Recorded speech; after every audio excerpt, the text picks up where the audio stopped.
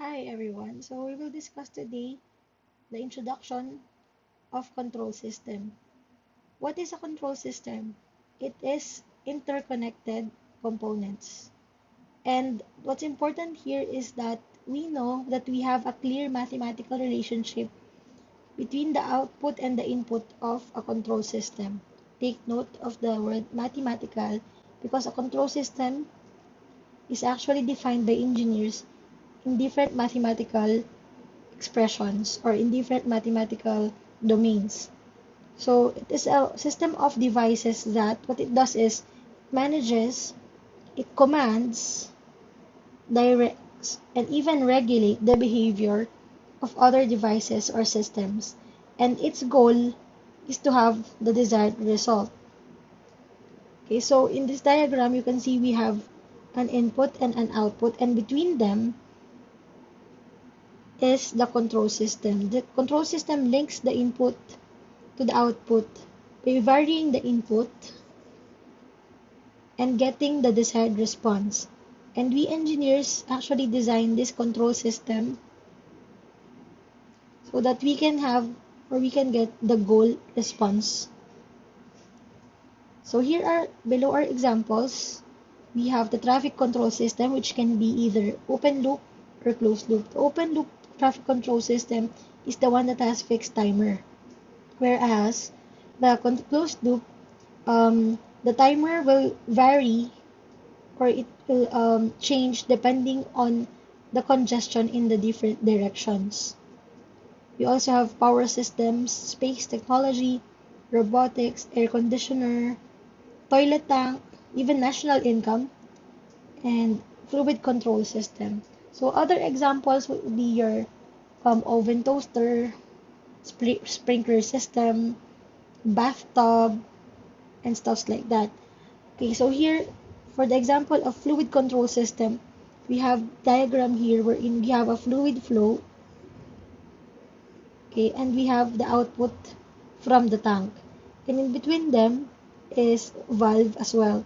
So the actuator here is the valve, and in our control system, the process happens actually within the valve and the reservoir or the water tank. So we can measure here different parameters. For example, your fluid control system wants to measure the fluid flow rate or the height of the fluid in the inside the water tank. So what will happen is we fill the tank as an input, like for example water, through a valve. If the valve is open, then the water will flow inside to the tank. And we have a meter in the tank. So what the meter does is it measures the actual water level inside the tank.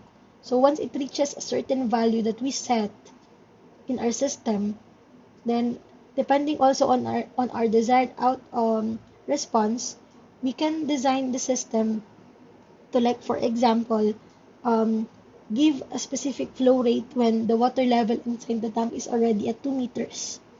Okay, so the valve might open and close depending on the meter, the indicator in the meter. Okay, so now let's know how can we say that our control system is good. What are the requirements? Okay, so we have here 6 fundamental parameters that we need to observe to, so that we can say that the control system is a good one. So from the left side are the ones that we need to increase, whereas the ones from the right, we want it to be less if not zero. So in our control system, we have accuracy. What is accuracy? It is the tolerance of the system. It defines the limits of error in normal operating conditions. Like, it's just like the basic definition of accuracy. Gusto natin yung system is accurate.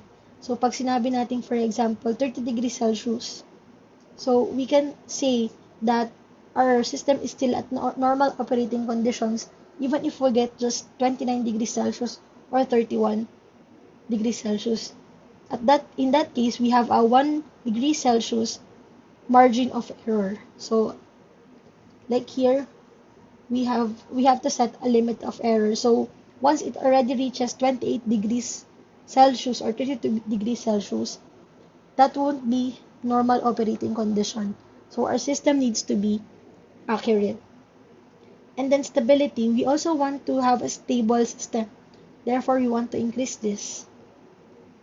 So stability will indicate that your system is actually in control. So what does it mean? So we want our system to have bounded input and output.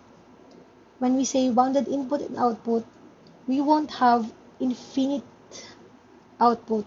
So parang nagwawala na yung system natin when we have infinite output. Okay? Therefore also, if we have zero input, dapat ang output natin is zero as well. Next is bandwidth. We want to have large bandwidth. Ano ba yung bandwidth? It is the range of operating frequencies. Okay? So, we want our system to be able to work even if the frequency that we're using is different or is far different from the actual operating frequency. So, you're already familiar with this one sa comms. So, for example, this is our operating frequency and this is our bandwidth. Okay? So, mas maganda na mas malawak yung, mas wide yung bandwidth natin so that our system can also work in these frequency ranges. Whereas, kung ito lang yung bandwidth natin, pag napunta na yung, pag nag-start na dito sa sides na to, yung ating frequency, then the system will not work as designed. Okay? And then speed. Ano ba yung speed in a control system?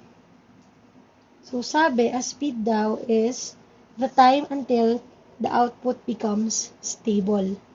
So, hindi naman yan yung speed na kung gaano kabilis tumakbo yung system. Okay? Speed means the time it takes the system to be stable para mapunta siya dun sa normal operating value niya. Okay? And then, sa right side, we have these two, sensitivity and noise. So, we want these two to be less in our system. Okay? So, we want our system to be less sensitive. Meaning, ano ba yung sensitivity? It is the change in parameter due to external factors. So, ayaw natin na yung system natin is they're easily impacted by external factors because those external factors are not actually part of our design, although we include some considerations as well because in an actual environment we cannot implement an ideal system because we know that there would be external factors.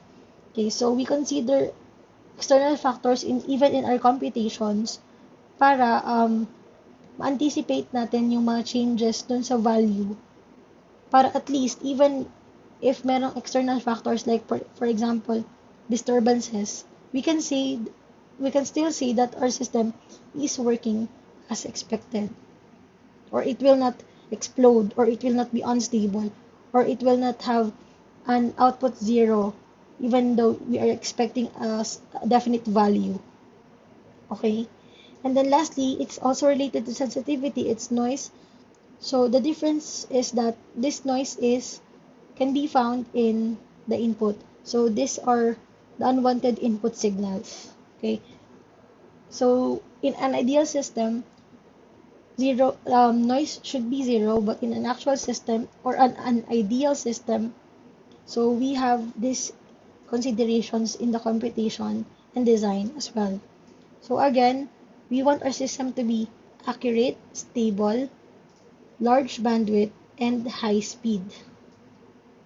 And then we also want our system to be less sensitive and less, if not zero, noise. Okay? So it's very easy to remember. Now let's go to the design process. So what is the design process? It is the process of inventing forms, parts, or details of a control system for a specific purpose. Again, the purpose, the desired or specific purpose. So it is intended to be iterative, meaning paulit-ulit, until we get what we want, our desired value or our desired response. So it is used as well, this process, it is used to handle design gap effectively to assess trade-offs. Ano ba yung trade-offs? Like for example, gusto natin complex yung system para mas madaming functionalities, but we are also considering the cost. So if we want to lessen the cost to make it more economical, we might sacrifice a bit of the performance. So that's why this process is iterative. So if we have gap in the cost, like for example, you have a very wonderful system, but it will cost a lot and it will not be affordable to the market. So we have to reduce the cost and sacrifice just a bit of that complexity and functionality. So that's how a design process works. So what is this is the this timeline is actually the design process. It's just a guide. It's not actually a definite process that everyone needs to follow. This is just a guide for the engineers like us on how to actually not miss out some parts of the iterative process. So first, we have to ask ourselves, what is this control system for? Para saan ba yung system natin? Ano ba yung kailangan niyang gawin? Okay? In high level. Okay? And then high level again, we should know or we should decide paano to gagana? How should it function? Ano ba mga kailangan? Kailangan ba ng hydraulics? Kailangan ba ng electronics dito? Kailangan ba ng resistor? And stuff like that. And then, once we decide on how it should function, we then translate it to a schematic diagram. Schematic diagram, meaning ito yung parang flow graph. Ano ba to? Ano yung sa programming? It's something like the process flow graph. Okay, something like that. And then, once we have that, we can translate it to block diagrams and signal flow. Or we can also represent it as a state space model. So these things, we will discuss this later within our control system course. Okay? This is a more detailed form of process and includes a lot of math as well and analysis. Okay? And then, once we represent it into block diagram signal flow graph, we can simplify it and get the transfer function. So later, I will tell you what a transfer function in a control system is. So just remember this, so we should know what your system is for. We should decide on how it should function, and then we translate this functionality into a schematic diagram, and then technical details would be in the last two parts, block diagram, signal flow graph, simplification, and then lastly, even if we already designed the system, we should monitor the after deployment of the system.